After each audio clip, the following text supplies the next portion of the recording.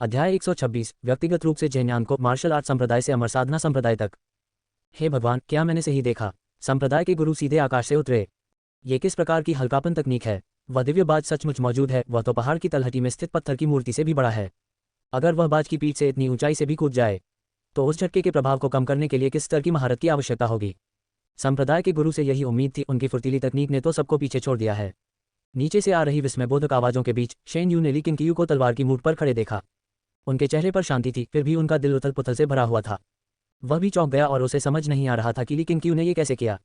क्या यह उस व्यक्ति की क्षमता हो सकती है जो आदिम एकता शास्त्र के उच्चतर स्तर तक पहुंच चुका हो? हालांकि शेन यू इसे समझ नहीं पा रहा था, लेकिन उसका दिल तीव्र इच्छा से भरा हुआ था। उसने अपना दाहिना हाथ उठाया, 2 उंगलियां फैलाईं और अपनी उंगलियों के सिरों पर तलवार की ऊर्जा एकत्रित की। तलवार ऊर्जा ने आकार ले लिया। उसकी हरकत देखकर मार्शल प्लेटफॉर्म के चारों ओर मौजूद सभी लोग चुप हो गए। सबने अपनी सांसें थाम ली, यहाँ तक कि झांग्योचुन से बातचीत कर रहे उच्च अधिकारी और रईस भी रुक गए। इस अद्वितीय युद्ध के शुरू होने का इंतजार करने लगे। शेन यूए और ली किंग की प्रसिद्धि को देखते हुए उनके बीच द्वंद्व युद्ध होने पर दुनिया भर के सभी मार्शल आर्टिस्ट देखने के लिए उमड़ पड़ते। शेन यू ने देखा कि ली किंग के पैरों के नीचे मौजूद त्यानहोन तलवार वास्तव में चबूतरे को छू नहीं रही थी। ऐसा प्रतीत हो रहा था कि वह उस पर खड़ी है, लेकिन वास्तव में दोनों के बीच 2 सेंटीमीटर का अंतर था। इससे शेन यूए ली किंग की ताकत देखकर और भी ज्यादा हैरान हो गई। तलवारें टकराने से पहले ही उसे यह महसूस हो गया था कि वह हार चुका है। लेकिन किंग ने एक कदम आगे बढ़ाया और जमीन पर उतर गई। उसने त्यानहोन तलवार पर अपनी पकड़ उलट दी, उसे उठाया और दूर से शेन यू की ओर इशारा करते हुए कहा, जीत का फैसला करने के लिए एक ही चाल कैसा रहेगा? शेन यू ने अपने हाथ में तलवार के आकार की ऊर्जा को इस प्रकार उठाया मानो वह एक तेज चमकदार ब्लेड पकड़े हुए हो। बिल्कुल वैसा ही जैसा मैंने सोचा था। जैसे ही उसकी आवाज धीमी हुई, तलवार ऊर्जा की अनगिनत धाराएं उसके चारों ओर एकत्रित हो गईं और तेजी से बाहर की ओर फैल गईं। 3 सांसों से भी कम समय में उसके चारों ओर 100 से अधिक तलवारों की छायाएं प्रकट हुई, सभी ली किंग की ओर इशारा कर रही थीं। इस दृश्य को देखकर मंच के चारों ओर मौजूद भीड़ में विस्मय की लहर दौड़ गई। कई लोगों ने तो अपनी आंखें मलते हुए सोचा कि उन्हें कोई भ्रम हो गया है। तलवार संप्रदाय के हॉल में उपस्थित 50 शिष्य उत्साह से भर उठे। जूनिंग भी शेन यू की 10,000 तलवारों को संप्रदाय में लौटते हुए देखकर उतना ही आश्चर्यचकित था। वह महसूस कर सकती थी कि तलवारों की वे परछाइयां महज भ्रम नहीं थी, बल्कि उनमें तलवार की वास्तविक शक्ति समाहित थी, मानो प्रत्येक परछाई हवा में लटकी हुई एक असली तलवार हो। उनकी ऐसी महारत को देखकर उन्हें यह स्वीकार करना पड़ा कि वह उनकी बराबरी नहीं कर सकती थी। जू जिन को अपनी हीनता पर शर्म भी महसूस हुई और तलवारबाजी के प्रति उनका जुनून एक बार फिर जागृत हो गया। झाओ जेन सोच में डूबा हुआ था। उसने अपना दाहिना हाथ उठाया और उसे थोड़ा सा हिलाया, मानो वह तलवार चलाने की चालों का अनुमान लगा रहा हो। ली सिफेंग ने सहज रूप से अपनी कमर पर रखी सम्राट की रहस्यमयी तलवार को पकड़ लिया। वह तलवार की आत्मा के उत्साह को महसूस कर सकता था, जिसने उसे बेचैन कर दिया, क्योंकि वह स्पष्ट रूप से जानता था कि यदि उसने इसे पहले प्राप्त नहीं किया होता तो सम्राट रहस्यमयी तलवार को चलाने के लिए सबसे उपयुक्त व्यक्ति शेन यू होता।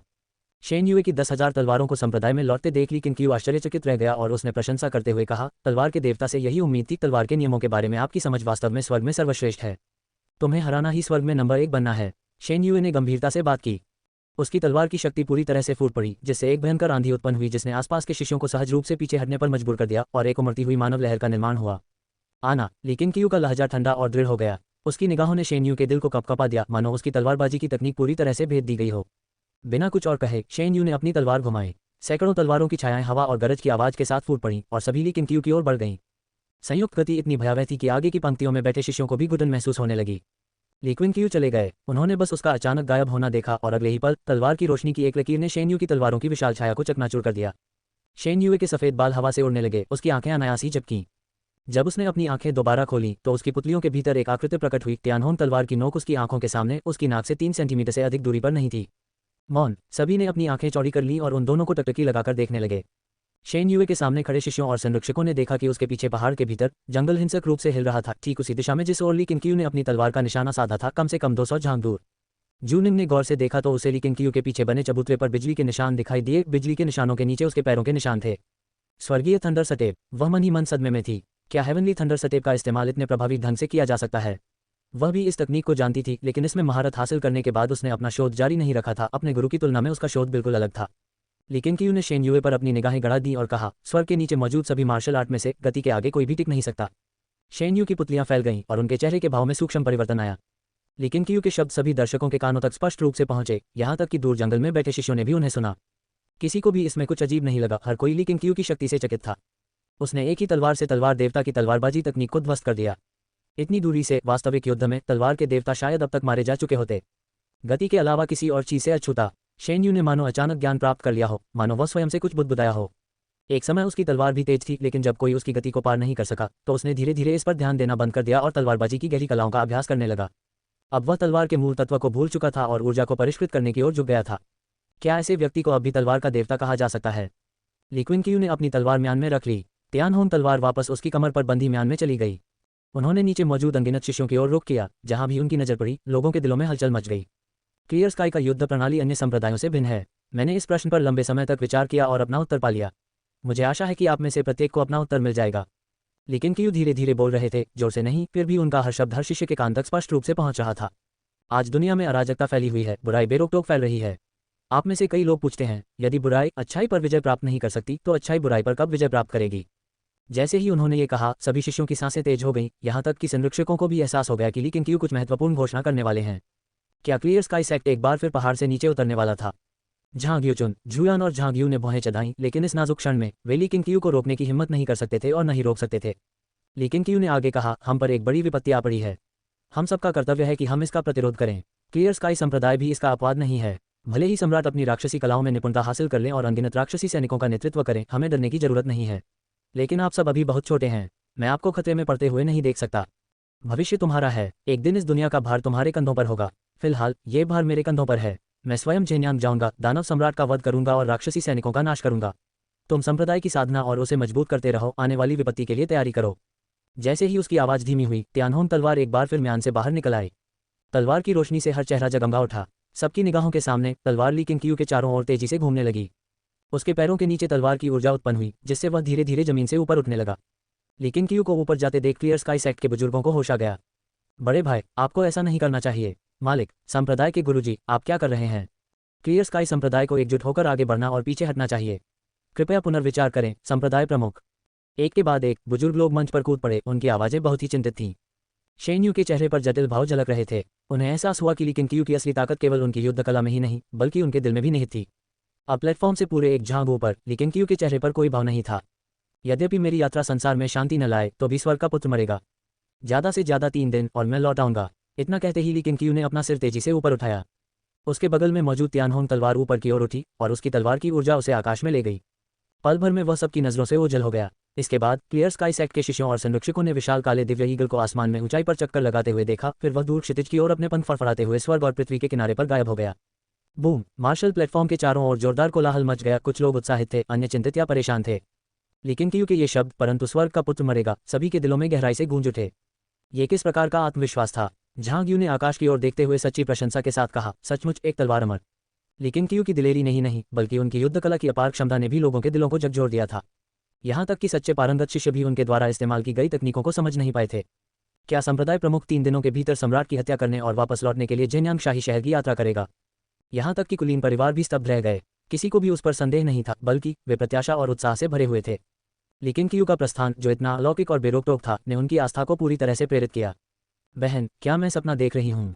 क्या तुमने देखा? संप्रदाय के गुरु सचमुच उड़ गए। मुझे चुटकी काटो, जल्दी। चेंग सान, चेंग शियू के बगल में खड़ी थी, उत्साह से कांप रही थी और यहाँ तक कि अपनी जगह पर उछल भी रही थी।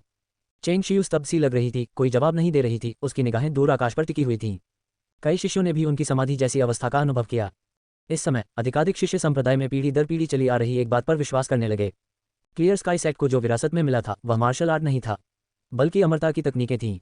अल्पविराम, गोधूली बेला की रोशनी की अनुभव हॉल में फैल रही थी। विशाल हॉल में एक बड़ा सा कड़ाहा रखा था, जिसके अंदर झाओ जी ध्यान मुद्रा में बैठे थे। कड़ाही से लगातार उमस भरी गर्मी निकल रही थी। झाओ जी का नंगा ऊपरी शरीर गर्म भाप के कारण लाल हो गया था। उनकी भौहें कसकर सिकुड़ी हुई थी, स्पष्ट रूप से वे बहुत दर्द सह रहे थे। उसके सिर के ऊपर एक प्रेत जैसी आकृति धुंधली सी झिलमिला रही थी।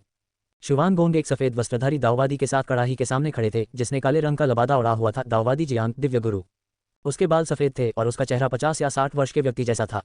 उसने घोड़े की पूंछ से बना एक झाड़ू पकड़ रखा था और कमर पर एक लौकी बांध रखी थी। उसे और कितने समय तक परिष्कृत किया जाना चाहिए? जुवान गोंग ने ठंडे स्वर में पूछा। दिव्य गुरु जियांग का चेहरा उदासीन था जब उन्होंने कड़ाही में झांका। वह इसे कभी भी छोड़ सकता है, लेकिन उसकी मूल भावना आहत है। बेहतर यही होगा कि वह और अधिक समय तक स्वस्थ रहे, अन्यथा वह भटकाव में पड़ जाएगा। आदिम आत्मा, जुवान गोंग ने आश्चर्य से पूछा। जियांग ने आह भरी। मैंने लंबे समय से सुना था कि फेंगशिया पर्वत पर प्राचीन जादू टोना किया जाता था। अब मुझे पता चला कि यह सच था। यदि आपने समय रहते हस्तक्षेप न किया होता तो महाराज उस व्यक्ति के हाथों मारे जा सकते थे। पिछली मुठभेड़ को याद करते हुए जुवान गोंग को अभी भी डर महसूस हो रहा था। दाववादी बैशु की पद्धतियां उन सभी चीजों से बिल्कुल अलग थीं जिन्हें वह पहले कभी जानता था। उन्हें अचानक एहसास हुआ कि ये दुनिया उनकी कल्पना से कहीं अधिक जटिल है। क्लियर स्काई सेक्ट ही पहले से ही उसकी पहुंच से बाहर था और अब फेंगशिया पर्वत भी एक चुनौती बन गया था। क्या वह सचमुच महान वेई को पुनर्स्थापित कर सकता था? जैसे ही वह संशय में पड़ गया, एक निषिद्ध मार्शल गार्ड ने जल्दी से हॉल में प्रवेश किया, उसके सामने घुटने टेके और लकड़ी की एक टहनी से छेदा हुआ एक पत्र प्रस्तुत किया। जुबान गोंग ने पत्र ले लिया। ये कहाँ से आया है? शहर के बाहर से लिया गया शॉट। शहर के बाहर? जुबान गोंग ने भौहें चढ़ाकर पत्र खोला। कुछ ही देर में उसकी पुतलियां कांपने लगी और पत्र पकड़े हुए हाथ में कंपन होने लगी, चाहे गुस्से से हो या किसी और कारण से, यह कोई नहीं बता सकता था। सेलेस्टियल मास्टर जियांग ने यह देखा और पूछा, यह क्या है? जुबान गोंग ने धीमी आवाज में कहा, क्लियर स्काई संप्रदाय के संप्रदाय प्रमुख ली किनकियो आ गए हैं। उन्होंने घोषणा की है कि कल सुबह वे अकेले ही जेन्यांग शाही शहर पर धावा बोलेंगे और महाराज की हत्या कर देंगे। जो भी उनके रास्ते में आएगा वह मारा जाएगा। सेलेस्टियल मास्टर जियांग स्तब्ध रह गए, फिर जोर से हंस पड़े, मानो उन्होंने दुनिया का सबसे बड़ा मजाक सुना हो। उसने व्यंग्य भरे लहजे में कहा, वह आदमी हद से ज्यादा अहंकारी है। क्या वह अकेले जेन्यांग को चुनौती देने और महाराज को मारने की हिम्मत करता है? मैं देखना चाहता हूं कि क्या वह सचमुच ऐसा करने की हिम्मत करता है। जुबान गोंग ने गहरी सांस ली। हे ईश्वर, यहीं ठहरिए और पहरा दीजिए, मैं व्यवस्था कर देता हूं। वह मुड़ा और चला गया। उसने पत्र को जलाकर राख कर दिया, जबकि निषिद्ध मार्शल गार्ड उसके पीछे पीछे गया। सेलेस्टियल मास्टर जियांग ने कड़ाही में झांकते हुए हंसते हुए कहा, महाराज, क्या आपने सुना? कोई आपको जान से मारने की नीयत रखता है, वही क्लियर स्काई संप्रदाय का संप्रदाय प्रमुख जिसे आप खत्म करना चाहते थे। वह उस परछाई को देखने में असफल रहा जो हॉल के कोने में स्थित एक विशाल स्तंभ के शीर्ष से निकली एक युवा लड़के की आकृति उभरी, जिसका केवल ऊपरी शरीर दिखाई दे रहा था और वह उसे ठंडी निगाहों से घूर रहा था। अध्याय 127। आज अमरता का साक्षी बनना। मार्शल आर्ट संप्रदाय से अमर साधना संप्रदाय तक। रात हो चुकी थी, फिर भी क्लियर स्काई सेक्ट जगमगा रहा था। प्रवर्तन सभागार के अंदर चाय युनशांग मामले के रिकॉर्ड की समीक्षा कर रही थी। वर्तमान में पहाड़ पर 4000 से अधिक लोग मौजूद थे और रोजाना संघर्ष और झड़पें होती रहती थीं, जिससे प्रवर्तन हॉल का कार्यभार दिन प्रतिदिन बढ़ता जा रहा था। एक युवती शिष्या कई ग्रंथ हाथ में लिए कमरे में दाखिल हुई। उसने उन्हें चाय युनशांग की मेज पर रखा और पूछा, गुरुजी, बाहर नववर्ष जैसा माहौल लग रहा है। कई लोगों का मानना है कि संप्रदाय के गुरु सचमुच वही करेंगे जो उन्होंने कहा है। आपका क्या विचार है? वह युवती कद में छोटी थी, उसके चेहरे के भाव सौम्य और कोमल थे, लेकिन उसकी भौहें चिंता से सिकुड़ी हुई थीं। उसका नाम युलान था। वह चाय युनशांग की शिष्या थी। वह इस साल 17 साल की हो गई थी और उसने 1 साल पहले ही इस संप्रदाय में प्रवेश किया था। फिर भी वह पहले ही पोषणकारी जीवन ऊर्जा क्षेत्र की दूसरी परत तक पहुंच चुकी थी, जो उसकी प्रतिभा का स्पष्ट प्रमाण था। चाय युनशांग ने उसकी ओर देखते हुए कहा, स्वाभाविक रूप से मैं भी संप्रदाय के गुरु में विश्वास करती हूँ। आप क्यों नहीं करती? युलैन ने अपने होंठ हल्के से काट लिए। कुछ देर हिचकिचाने के बाद उसने कहा, मैंने संप्रदाय प्रमुख की शक्ति अपनी आंखों से देखी है, लेकिन उनका अकेले जेन्यांग शाही शहर जाना बहुत खतरनाक लगता है। उन्हें न केवल सम्राट का सामना करना पड़ेगा, बल्कि राक्षसी सैनिकों, राक्षसी पंथ, निषिद्ध मार्शल गार्ड्स और अन्य का भी सामना करना पड़ेगा। राक्षसी पंथ के लोग कपटी और धूर्त हैं। मुझे वास्तव में संप्रदाय प्रमुख के लिए डर लग रहा है। हालांकि क्लियर स्काई संप्रदाय में कई विशेषज्ञ हैं और अन्य हॉल मास्टर और एल्डर भी सक्षम हैं, फिर भी मुझे लगता है कि केवल संप्रदाय प्रमुख की उपस्थिति में ही क्लियर स्काई संप्रदाय को सही मायने में क्लियर स्काई संप्रदाय कहा जा सकता है। जब वह बोल रही थी तो उसकी आंखें थोड़ी लाल हो गईं, मानो उसे कुछ याद आ रहा हो। चाय युनशांग उठी नहीं। उसने शांत भाव से उसकी ओर देखा और कहा, लान, तुम्हें अतीत को भूल जाना चाहिए। तुम काफी समय से क्लियर स्काई सेक्ट में हो। तुम्हें सेक्ट मास्टर पर भरोसा करना सीखना होगा। सेक्ट मास्टर सम्राट का वध करेंगे और क्लियर स्काई सेक्ट राक्षसी पंथ का सफाया करके तुम्हारे माता पिता और छोटे भाई का बदला लेगा। युलैन के पहाड़ पर आने से पहले ही वह अनाथ हो चुकी थी। शैतानी पंथ ने उसके छोटे भाई को पकड़ने के लिए उसके माता पिता की हत्या कर दी थी। वह महज किस्मत से बच गई थी। बाद में जब उसे पता चला कि दानवी सम्राट को क्लियर स्काई संप्रदाय के संप्रदाय प्रमुख ने मार डाला है, तो वह संप्रदाय की तलाश में प्रांतों को पार कर गई।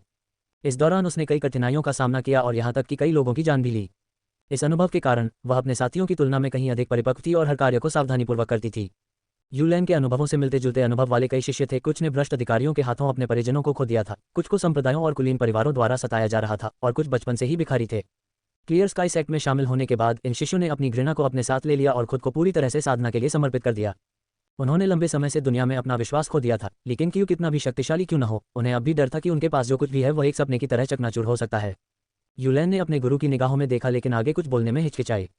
चाय युनशांग ने अपनी निगाहें नीचे कर ली और फिर से पांडुलिपियों को पढ़ना शुरू कर दिया। शांत स्वर में उन्होंने कहा, यदि तुम 3 दिन भी प्रतीक्षा नहीं कर सकते तो तुम मेरे शिष्य बनने के योग्य नहीं हो और न ही स्वयं को निर्मल आकाश संप्रदाय का शिष्य कहलाने के योग्य हो। बेहतर होगा कि तुम पहाड़ से जल्दी नीचे उतर जाओ, छिपने की जगह ढूंढ लो और अपने शेष वर्ष निरंतर भय में व्यतीत करो। उन शब्दों को सुनकर युलैन कांप उठी। उसे गहरा आघात लगा, लेकिन अंत में उसने और कुछ नहीं कहा। उसने चाय युनशांग को आदरपूर्वक प्रणाम किया, फिर मुड़कर चली गई। जब दरवाजा बंद हो गया तो चाय युनशांग ने अपनी नजर खिड़की की ओर उठाई। उसकी आंखों में चमकीला चांद प्रतिबिंबित हो रहा था, फिर भी उसका दिल शांत नहीं था। वह भी चिंता से घिरी हुई थी। उसे वर्षों पहले की वह रात याद आ गई जब उसकी तलवार ली किंग कियू की ओर तनी हुई थी। इस बार तुम फिर से सफल हो जाओगे, है ना? अल्पविराम। ली किंग कियू के चले जाने से क्लियर स्काई संप्रदाय के कई शिष्यों की नींद उड़ गई। कुछ लोगों को उनकी वापसी की उम्मीद थी, जबकि अन्य लोग उनके लिए चिंतित थे। ठीक उसी क्षण वह एक पेड़ की शाखा पर बैठा था, उड़ने वाली मछली के चाकू से आलसे से खेल रहा था और क्लियर स्काई संप्रदाय के अपने शिष्यों के साथ चांदनी का आनंद ले रहा था। चांदनी से उसका आधा चेहरा रोशन था, जबकि दूसरा आधा छाया में था। नांगोंगी उसके बगल में आकर धीरे से पूछने लगी, गुरुजी, आप क्या सोच रहे हैं? उसे भूतिया नौकरानी बने काफी समय हो गया था। उसने अपनी बुद्धि वापस पा ली थी और वह लिन चुवान की तरह ही एक इंसान की तरह बोलने में सक्षम थी। हालांकि उसकी यादें बरकरार थीं, फिर भी उसके मन में ली किंग के लिए गहरी सहज श्रद्धा थी। लेकिन किंग ने कहा, मैं सोच रहा था कि सम्राट की हत्या के बाद क्या उसके बाद फैलने वाली अराजकता आम लोगों के लिए और भी अधिक निराशा लाएगी। यद्यपि सम्राट ने अनगिनत बुराइयां की थीं, फिर भी प्रांतों और शहरों में व्यवस्था बनी रही। एक बार जब वास्तविक अराजकता फैल गई तो आम लोगों के लिए यह एक व्यापक आपदा होगी। नानगोंगी हवा में तैर रही थी, उसके चेहरे पर शांति का भाव था। मेरी मृत्यु से पहले ही महान वेई साम्राज्य उथल पुथल में था। विद्रोह हो रहे थे और मैं अक्सर सोचता था कि अगर मेरे पिता सम्राट की मृत्यु हो गई तो जनता का क्या होगा। लेकिन अब पीछे मुड़कर देखता हूं तो उनके मरने के बाद एक नया सम्राट आया। महान वेई साम्राज्य के पतन के बाद एक नए राजवंश का उदय हुआ। आगे जो भी हो, इस समय जनता निश्चित रूप से आशा करती है कि आप सम्राट को मार गिराएंगे। वह आमतौर पर ली क्विंकियू के पास रहती थी। दूसरे लोग उसे देख नहीं सकते थे और इस तरह वह इस दुनिया की क्रूरता को बहुत अच्छी तरह समझ चुकी थी। झाओ जी के कारनामों से वह भी स्तब्ध रह गई थी। इतिहास में उसने कभी किसी ऐसे सम्राट के बारे में नहीं सुना था जो इतना विक्षिप्त हो। ली क्विंकियू मंद मंद मुस्कुराए। आपने सही कहा, मैं तो बस यूं ही सोच रहा था। चूंकि मैं यहाँ तक आ चुका हूँ, इसलिए पीछे नहीं हटूंगा। सम्राट को मारना सिर्फ दुनिया के भले के लिए नहीं है, बल्कि इसलिए है क्योंकि वह क्लियर स्काई संप्रदाय के लिए खतरा है। मुझे उसे खत्म करना ही होगा। सच तो यह है कि वर्तमान सम्राट स्वर्ग में सभी के लिए खतरा है। जब तक आप कार्रवाई नहीं करते, दुनिया आपकी बहुत ऋणी रहेगी, नानगोंगी ने गंभीरता से कहा। लेकिन क्यू ने अपनी आंखें बंद कर लीं। कल आपको भी लड़ना होगा। पिछले कुछ दिनों में आपने जो साधना की है उसे परखने का यह एक अच्छा मौका होगा। वह भूत प्रेतों के मार्ग से बहुत आकर्षित था। उन्होंने नानगोंगी और लिन चुवान के लिए साधना विधियां तैयार की थीं और यहाँ तक कि उनके लिए दिन के उजाले में लड़ने के तरीके भी ईजाद किए थे। वह ये देखने के लिए उत्सुक था कि भूतिया सेवक युद्ध में कैसा प्रदर्शन करेंगे। नानगोंगी भी उतनी ही उम्मीद से भरी हुई दिख रही थी। जीवित रहते हुए महल में बिताए अपने नीरस जीवन की तुलना में अब एक भूत नौकरानी होने के कारण उसे सब कुछ आकर्षक लगने लगा था। रात की हवा में खून की गंध फैली हुई थी। जंगल में कीड़े मकोड़े नहीं थे और सन्नाटा छाया हुआ था। एक लंबे समय के बाद लिन चुवान जंगल की गहराई से बाहर निकला और ली किंग के बगल में आकर शहर में अपने निष्कर्षों की रिपोर्ट देने के लिए उतरा। ली किंग ने सुना, फिर ठंडी मुस्कान दी, एक भयावह मनोरंजक मुस्कान। अल्पविराम। चंद्रमा डूब गया, सूर्य उदय हुआ। भोर की पहली किरणें पहाड़ों को चीरती हुई जेन्यांग शाही शहर के द्वारों पर चमक उठीं। द्वारों पर बख्तरबंद सैनिकों की कतारें खड़ी थीं, जिनके पीछे दुष्ट भूत के मुखौटे पहने निषिद्ध मार्शल गार्ड गश्त लगा रहे थे। सूर्य की रोशनी के मार्ग का अनुसरण करते हुए अंदर की ओर बढ़ते हुए कभी गौरवशाली रहा जेन्यांग शाही शहर अब वीरान दिखाई दे रहा था। हर घर ने अपने दरवाजे और खिड़कियां कसकर बंद कर रखी थीं। ऊंची इमारतें, दुकानें और सराय सभी बंद थे। शहर के केंद्र में एक विशाल खुला चौक था, जिस पर कई झांग लंबा और चौड़ा एक ऊंचा चबूतरा खड़ा था। चबूतरे के किनारों पर रेडवुड के खंभे खड़े थे, जिनमें से प्रत्येक को एक सूखे हुए महिला शव से बांधा गया था। मंच पर एक विशाल काला झंडा चिता में खड़ा था। हालांकि उसके चारों ओर आग की लपटें भड़क रही थीं, लेकिन झंडा खुद जला नहीं बल्कि हवा में बेतहाशा लहराता रहा। काले कवच पहने सैनिक चौक में घुस आए और तुरंत ही मंच को घेर लिया। इसके तुरंत बाद निषिद्ध मार्शल गार्ड कैदियों को आगे ले गए। पुरुष और महिलाएं दोनों फटे पुराने जेल के कपड़ों में, उनके शरीर खून से सने हुए, हड्डियों तक दुबले पतले थे। उन्हें विशाल काले झंडे के सामने घुटने टेकने के लिए मजबूर किया गया। उनके सिर झुके हुए थे, आंखें खाली थीं, उनकी आत्माएं बहुत पहले ही टूट चुकी थीं। कुछ ही देर में चबूतरे पर तेजी से कदमों की आहट सुनाई दी। इस समूह का नेतृत्व सम्राट झाओ जी कर रहे थे, जिनके पीछे ग्रैंड मास्टर जियांग, जुवान गोंग और कई मंत्री चल रहे थे। झाओ जी खराब मूड में प्लेटफॉर्म पर इधर उधर चक्कर लगा रहा था। उन्होंने अजगर की आकृति वाला वस्त्र पहना हुआ था, उनके सिर पर शाही मुकुट था, स्वर्ग के पुत्र की शक्ति का प्रकाश उन पर झलक रहा था। उसका चेहरा काला पड़ जाने से उसकी उपस्थिति और भी अधिक दमनकारी हो गई थी। अपने स्थान पर रुकते हुए झाओ जी ने अपने हाथ अपनी कमर पर रखे और चिल्लाकर कहा, जुवान किंग, क्लियर स्काई दाओइस्ट कौन है? जुवान गोंग ने मंच पर घुटनों के बल बैठे एक व्यक्ति की ओर इशारा किया। वह क्लियर स्काई दाओवादी है। कैदियों के बीच क्लियर स्काई दाओवादी महत्वहीन प्रतीत होता था। 70 या 80 वर्ष का एक बूढ़ा व्यक्ति, दुर्बल और दुबला पतला। झाओ जी ने गुस्से से उसे घूर कर देखा। उसे जिंदा उबाल दो। नहीं महाराज, ऐसे समय में हमें क्षणिक क्रोध में आकर कोई कार्रवाई नहीं करनी चाहिए, जुवान गोंग ने जल्दबाजी में आग्रह किया। चौड़े दाओवादी वस्त्र पहने ग्रैंड मास्टर जियांग ने अपनी दाढ़ी सहलाई और मुस्कुराए। जी हाँ, हमें ऐसा नहीं करना चाहिए महाराज। इन 36 लोगों की नसें और हड्डियां सबसे उत्तम सामग्री हैं। हम इनमें से एक को भी खोने का जोखिम नहीं उठा सकते। हालांकि वे बूढ़े और शक्तिहीन हैं, फिर भी दशकों के मार्शल अभ्यास से प्राप्त शक्ति उनके शरीर में अभी भी शेष है। झाओ जी ने गहरी सांस ली और शहर के द्वार की ओर मुड़ गया। उसकी आवाज़ क्रोध से भरी हुई थी। दिन का उजाला हो गया है। मैं देखना चाहता हूं कि ली किंग आने की हिम्मत करता है या नहीं। बोलते समय वह अपना माथा रगड़ रहा था। उसकी क्षतिग्रस्त आत्मा अक्सर उसे सिर दर्द देती थी। जब भी दर्द होता, उसे दाऊवादी बैशु की याद आती थी। भले ही उसने दाऊवादी बैशु के टुकड़े टुकड़े कर दिए और उसे कुत्तों को खिला दिया, फिर भी उसका क्रोध बरकरार रहा। चाहे वो आए या ना आए, स्वर्ग को सुधारने की महान योजना आज से शुरू होती है। अगर वो आ जाए तो और भी अच्छा, वो एक बेहतरीन मुख्य पात्र बनेगा। अगर अफवाहें सच हैं तो वो विश्व नायकों में मार्शल ली जेन के ठीक नीचे आता है। ऐसा व्यक्ति एक दुर्लभ खजाना है। ग्रैंड मास्टर जियांग ने ली किंग की धमकी से बिल्कुल बेपरवाह होकर खुशी से कहा। जुवान गोंग ने आगे कहा, पूरे शहर में 1 लाख शाही रक्षक तैनात हैं। 3000 निषिद्ध मार्शल गार्ड और 10,000 दिव्य सैनिक पहले ही अपनी जगह ले चुके हैं। अगर ली किंग ने शहर में कदम रखने की हिम्मत की तो वह कभी वापस नहीं लौटेगा। एक बुजुर्ग मंत्री ने आश्चर्य से पूछा, क्या एक साधारण योद्धा का सामना करने के लिए इतनी बड़ी सेना की आवश्यकता है? अन्य मंत्रियों ने भी इसमें भाग लिया। ली केंगक्यू का उपहास उड़ाया और झाओ जी की चापलूसी करते हुए घोषणा की कि महाराज आज निश्चित रूप से अमृतत्व प्राप्त करेंगे। उनकी प्रशंसा से उत्साहित होकर झाओ जी का क्रोध शांत हो गया और उसकी जगह आनंद ने ले ली। उसने मुड़कर देखा कि निषिद्ध मार्शल गार्ड एक विशाल कड़ाही को चबूतरे पर ले जा रहे हैं। उसकी आंखों में तीव्र इच्छा की आग जल रही थी। केवल ये सोचकर कि वह आज अमृतत्व प्राप्त कर लेगा, उसका हृदय उत्साह से कांप उठा। मंच के किनारे पर जुबान गोंग चुपचाप पीछे हट गया। नकाब के नीचे उसकी आंखें ग्रैंड मास्टर जियान पर ठंडी निगाहों से टिकी हुई थीं। इस दौरान दक्षिणी द्वार पर कमर में तलवार बांधे एक सेनापति ने चिल्लाकर कहा, क्लियर स्काई सेक्ट गुजो में स्थित है। अगर ली केंगक्यू सचमुच आने की हिम्मत करता है तो यही एकमात्र रास्ता है जिससे वह अंदर जा सकता है। अपनी आंखें खुली रखो, अगर वह अंदर घुस गया तो हम सब मर जाएंगे और हमारे परिवार भी कष्ट भोगेंगे, समझे? सैनिकों ने एक साथ जोर से चिल्लाया। उनकी आवाज़ों से आकाश कांप उठा। सैकड़ों मीटर दूर मार्शल आर्टिस्टों का एक समूह पेड़ों के बीच छिपा हुआ था और कड़ी सुरक्षा वाले गेट की ओर घूर रहा था। उस ली केंगक्यू ने हमारी योजना बर्बाद कर दी, धिक्कार है, एक महिला मार्शल आर्टिस्ट ने गुस्से से भरे स्वर में फुफकारा। एक अधेड़ उम्र के व्यक्ति ने उत्तर दिया, यद्यपि ली केंगक्यू ने राक्षसी सम्राट का वध किया और पूरे देश में प्रसिद्ध है, फिर भी उसका ये कदम वास्तव में लापरवाह है। अगर उसे हमला करना ही था तो उसे दुश्मन को सतर्क नहीं करना चाहिए था। सचमुच मूर्खतापूर्ण। अन्य लोगों ने भी अपनी बात रखी। उनकी आवाज़ों में भय और निराशा का भाव मिला हुआ था। अगर हम जल्द प्रवेश नहीं करते हैं तो हमारे संप्रदाय प्रमुख का अंत निश्चित है। क्या हमें जबरदस्ती अंदर घुसना चाहिए? अंदर घुसने के बाद हम छिपने की जगह ढूंढ लेंगे। क्या तुम पागल हो? इतने सारे सैनिकों के साथ हम कैसे घुसपैठ कर सकते हैं? अगर हमें कार्रवाई करनी ही है तो रात होने तक इंतजार करें, शायद दिन भर की सतर्कता के बाद वे आराम महसूस करेंगे। वे कई दिनों से घात लगाकर बैठे थे, शहर में घुसपैठ करने का मौका तलाश रहे थे। लेकिन कल उनमें से एक ने सैनिकों को ये कहते हुए सुना कि ली केंगक्यू अकेले प्रवेश करके सम्राट की हत्या करने का इरादा रखता है। उन सभी को लगा कि वह पागल हो गया है। जैसे ही हताशा चरम पर पहुंची, पीछे से कदमों की आहट सुनाई दी। उन्होंने मुड़कर देखा तो नीले रंग का चोला पहने एक युवक हाथ में तलवार लिए उनकी ओर आ रहा था। वह सुंदर और शांत स्वभाव का था, योद्धा से अधिक विद्वान जैसा दिखता था। नीले वस्त्र पहने वह व्यक्ति सीधे उनके पास से गुजरते हुए दक्षिणी द्वार की ओर चला गया। अरे, तुम मौत को दावत दे रहे हो? अब तुम शाही शहर के पास आने की हिम्मत कैसे करते हो? एक हटे कट्टे मार्शल आर्टिस्ट ने धीमी आवाज में चेतावनी दी। मैं यहाँ अपॉइंटमेंट के लिए आया हूँ। कौन सी नियुक्ति? सम्राट को मारना। नीले वस्त्रधारी व्यक्ति के शब्दों ने उस हटे कट्टे योद्धा को अवाक कर दिया। जैसे ही वह जंगल से बाहर निकला, एक महिला मार्शल आर्टिस्ट ने अपनी आंखें चौड़ी कर लीं और हैरानी से फुसफुसाते हुए बोली, क्या ये ली केंगक्यू हो सकता है? वह इतना जवान है। अध्याय 128। इस युग का सर्वोपरि मार्शल आर्ट संप्रदाय से अमर साधना संप्रदाय तक। जब ली केंगक्यू जंगल से बाहर निकला तो शहर की दीवार पर मौजूद किसी व्यक्ति ने जल्द ही उसकी आकृति देख ली। वहां कोई है, अपने धनुष निकालो। जैसे ही एक सैनिक ने घबराहट में चीख मारी, अग्रणी कमांडर ने तुरंत अपना हाथ उठाया और आदेश दिया। शहर की दीवार पर खड़े सैकड़ों तीरंदाजों ने ली केंगक्यू की ओर अपने धनुष तान दिए। ली केंगक्यू के चेहरे पर कोई भाव नहीं बदला। उसके कंधे पर बैठी लिन चुवान ने एक शरारती हंसी हंसी और फिर जमीन में घुस गई, आंखों से ओझल हो गई। नांगोंगी उसके शरीर के भीतर से बाहर निकलकर उसके पीछे मंडराने लगी। उसके लंबे सुंदर बाल सांपों के झुंड की तरह लहराते और नाचते थे। उसका मनमोहक चेहरा पल भर में भयानक क्रूरता से भर गया। लेकिन केंगक्यू के न रुकने पर दक्षिणी शहर के द्वार पर तैनात कमांडर ने भौहें चढ़ाकर सीधा आदेश दिया, उसे गोली मार डालो। भले ही उन्हें इस बात का यकीन न हो कि घुसपैठिया वास्तव में ली केंगक्यू ही था, लेकिन ऐसे समय में जेन्यांग शाही शहर में आने की हिम्मत करने वाला कोई भी व्यक्ति साधारण नहीं हो सकता था। यदि वह कुलीन परिवार का पुत्र होता तो वह कभी अकेला नहीं आता। वूश वूश वूश, सैकड़ों तीरंदाजों ने अपने तीर चलाए। तीरों की बारिश तूफान की तरह होने लगी। जंगल के अंदर से देख रहे सभी मार्शल आर्टिस्ट भयभीत हो गए थे।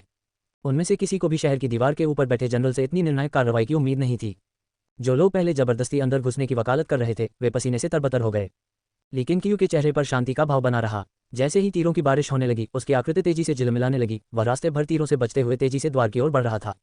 इस दृश्य को देखकर दीवार पर तैनात सैनिकों में अफरा तफरी मच गई।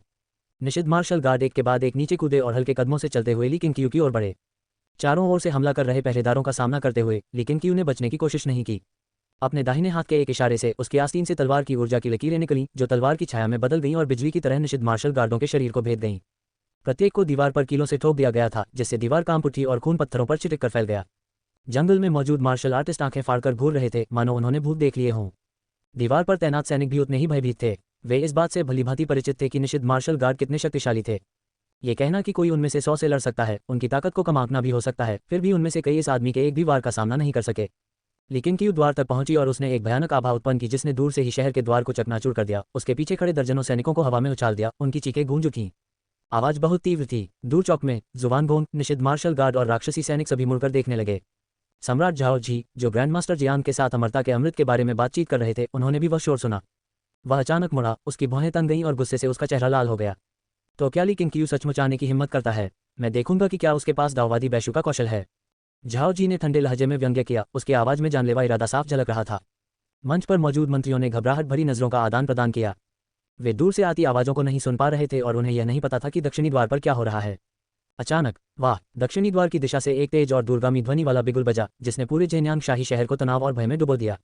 असंख्य घरों की खिड़कियां खुल गईं। आम लोग, व्यापारी और अधिकारी चिंता से बाहर झांक रहे थे। उनके चेहरे चिंता से भरे हुए थे। उन्हें डर था कि 7 प्रांतों की गठबंधन सेना वापस आ गई है। इस दौरान दक्षिणी द्वार के अंदर धूल भरी हवा चल रही थी। लेकिन क्यों धीरे धीरे आगे बढ़ी। उसके सामने एक चौड़ी सड़क फैली हुई थी जो सीधे शहर के केंद्र की ओर जाती थी। 6 झांक से भी अधिक चौड़ी और शाही महल की भव्य रूपरेखा का स्पष्ट दृश्य दिखाई देता था। दोनों ओर से सैनिक दौड़े और उसके आगे एक नाकाबंदी बना ली। उनके पीछे निषिद्ध मार्शल गार्ड लंबी सड़क के किनारे बनी छतों पर कूद पड़े। काले वस्त्र पहने और डरावने मुखौटे लगाए हुए वे नश्वर दुनिया में भटकते प्रेतों की तरह दिख रहे थे। पहली नज़र में ये बताना मुश्किल था कि उनकी संख्या कितनी थी। लंबी सड़क के दूसरे छोर पर ढाल लिए काले कवच वाले सैनिकों की कतारें आगे बढ़ रही थीं। उनके चेहरे पर हत्या का इरादा आसमान की ओर उमड़ रहा था। लेकिन क्यू के पीछे दीवार के ऊपर मौजूद सैनिकों ने एक बार फिर अपने धनुष उठाए और उस पर निशाना साधा। उस समय लेकिन क्यू चारों ओर से घिरी हुई थी। दूर से घोड़ों के सर पर दौड़ने की आवाज़ करीब आती जा रही थी। फिर भी हजारों लोगों का अकेले सामना करते हुए भी उनका चेहरा पूरी तरह शांत बना रहा। उसने जानबूझकर इतना हंगामा किया था, सम्राट को डराने के लिए, शहर को ही हिला देने के लिए। लिंचुवान के देखते रहने से उसे सम्राट के भाग जाने का कोई डर नहीं था।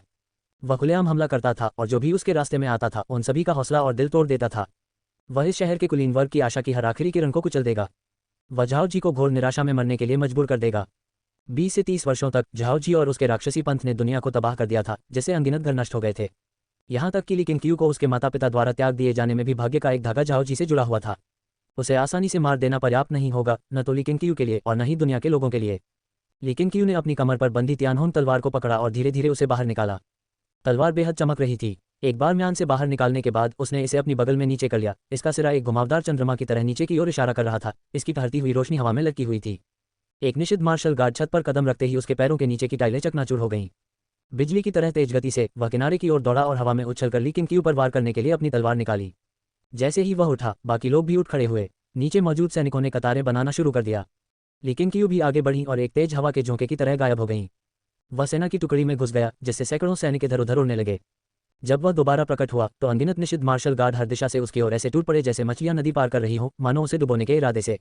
अचानक ही एक भयंकर युद्ध छिड़ गया। लेकिन क्यू ने अपनी तलवार घुमाई। तलवार की ऊर्जा तेजी से घूमती हुई उसके चारों ओर मौजूद रक्षकों को चीरती हुई निकल गई। वह आगे बढ़ता रहा। तलवार की धार चमकदार रोशनी से घिरी हुई थी। हर वार के साथ कई सैनिक और गार्ड मारे गए। खून की बौछार से लंबी सड़क लाल रंग में रंग गई। बूम! एक जोरदार धमाका हुआ जब एक निषिद्ध मार्शल गार्ड उसकी ओर झपटा। उसका दाहिना पैर आग की लिपटों से घिरा हुआ था और वह उल्कापिंड की तरह नीचे गिर रहा था। लेकिन क्यू थोड़ा सा एक तरफ झुक गया, जिससे वह आसानी से वार से बच गया और उसने अपनी तलवार उस आदमी की छाती में घुसा दी, जिससे वह जमीन पर गिर गया। पत्थर चकनाचूर हो गए। उस आदमी के चेहरे पर लगा मुखौटा टूट गया, जिससे उसके चेहरे पर भय और अविश्वास के भाव प्रकट हुए और उसके मुंह से खून बहने लगा। लेकिन क्यू ने उसकी ओर देखे बिना ही आगे बढ़ गया। चारों ओर से दुश्मन टूट पड़े, फिर भी लेकिन क्यू की हरकतें सहज और सुंदर थीं। जब भी वह किसी हमले से बचता, उसकी तलवार जवाब में चमक उठती। जैसे जैसे वह आगे बढ़ता गया, उसके पीछे एक के बाद एक शव गिरते चले गए। इस दृश्य ने हर सैनिक के दिल को झकझोर दिया। विशेषकर दीवार के ऊपर वाले लोग, वे सबसे स्पष्ट रूप से देख सकते थे। तीरंदाजों के हाथ कांप रहे थे, उनके चेहरों से ठंडा पसीना टपक रहा था। लेकिन क्यू ने किसी भी तरह के जादू का इस्तेमाल नहीं किया था, केवल तलवारबाजी और गति तकनीकों का प्रयोग किया था। दुश्मन की टुकड़ियों के बीच भी उसने 10,000 के खिलाफ एक आदमी की ताकत का प्रदर्शन किया। आगे की लंबी सीढ़ियां चढ़ते हुए वह ढालों से लैस काले कवच वाले सैनिकों के करीब पहुंच गया। वे राक्षसी सैनिक जिनके बारे में ली सिफेंग ने कभी बात की थी। झाओ जी का सबसे बड़ा तुरुप का पत्ता दिव्य मार्शल सैनिक। मोटे काले कवच में लिपटे हुए, उनके चेहरे हेलमेट से लगभग ढके हुए थे। उनकी निगाहें ली किंग क्यू की आकृति पर टिकी हुई थीं, ठंडी और हत्या के इरादे से भरी हुई थीं। उनमें से किसी ने भी उसकी अपार शक्ति के सामने भय नहीं दिखाया। डॉट डॉट डॉट एक निषिद्ध मार्शल गार्ड ने फुर्ती के कौशल का उपयोग करते हुए छत से चौक तक तेजी से छलांग लगाए। कुछ ही कदमों में वह ऊंचे चबूतरे के नीचे पहुंच गया, अपनी मुट्ठियां जोड़ी और जोर से चिल्लाया, महामहिम, लेकिन क्यू ने दक्षिणी द्वार तोड़ दिया है और चांगले स्ट्रीट पर आगे बढ़ रहा है। सैकड़ों लोग मारे जा चुके हैं। इसके बाद हंगामा मच गया। मंच पर मौजूद मंत्री ली किंग क्यू की उग्रता देखकर स्तब्ध रह गए। नीचे घुटनों के बल बैठे 36 कैदियों ने धीरे धीरे अपने सिर उठाए। प्लेटफॉर्म की दूसरी ओर शाही गार्डों द्वारा और अधिक कैदियों को चौक में लाया जा रहा था। उनमें से कुछ 7 प्रांतों की गठबंधन सेना के सैनिक थे, जबकि अन्य जियांगहू जनजाति के मार्शल आर्टिस्ट थे। रिपोर्ट सुनकर वे सभी उत्तेजित हो गए। क्या कोई हमें बचाने आया है? लेकिन क्यू, ये नाम जाना पहचाना सा क्यों लग रहा है? लेकिन क्यू क्लियर स्काई संप्रदाय के संप्रदाय प्रमुख हैं, इस युग के सर्वोपरि। तलवार देवता भी उन्हें हरा नहीं सके। वे आ गए हैं, हमें सचमुच उम्मीद है। क्या वह सचमुच इतना शक्तिशाली है? क्या वह दुनिया का सबसे ताकतवर व्यक्ति है? क्या ली किंग क्यू अकेले आए हैं या पूरा क्लियर स्काई संप्रदाय उनके साथ हमला कर रहा है? कैदियों ने उत्तेजित होकर फुसफुसाया। गार्डों द्वारा कोड़े मारे जाने के बावजूद वे अपने जोश को रोक नहीं पाए। कुछ तो जोर से हंसने लगे और झाओ जी को जोर जोर से कोसने लगे। मंच पर झाओ जी का चेहरा इतना काला पड़ गया कि मानो उससे पानी टपक रहा हो। उसने धीमी ठंडी आवाज में कहा, जुवानगोंग, उसे मेरे लिए नीचे लाओ। जी हाँ महाराज, जुवानगोंग ने जवाब दिया और तुरंत वहां से चले गए। क्लियर स्काई दाववादी जमीन पर घुटने टेक कर बैठ गया, उसकी इंद्रियां धीरे धीरे वापस लौट रही थीं। 30 वर्षों तक सबसे गहरी कोठरी में कैद रहने के कारण वह सूर्य के प्रकाश के आदी नहीं थे। वह अपनी आंखें पूरी तरह से नहीं खोल पा रहा था। कुछ देर तक घुटनों के बल बैठने के बाद ही उनकी दृष्टि और श्रवण शक्ति धीरे धीरे ठीक होने लगी। उसने क्लियर स्काई सेक्ट शब्द सुने। उन्हें नहीं पता था कि ली किंग कौन थे और न ही उन्हें यह पता था कि इस दुनिया में उसी नाम का कोई दूसरा संप्रदाय अभी भी मौजूद है या नहीं। एक मंत्री झाओ जी के पास पहुंचा और फुसफुसाते हुए बोला, महाराज, क्या आपको सुरक्षा के लिए पीछे हट जाना चाहिए? इस पर झाओ जी ने उसे एक ठंडी निगाह से देखा, जिससे वह आदमी कांप उठा और तुरंत पीछे हट गया। दुनिया का नंबर 1, हास्यास्पद, मैं ही दुनिया का नंबर 1 हूँ।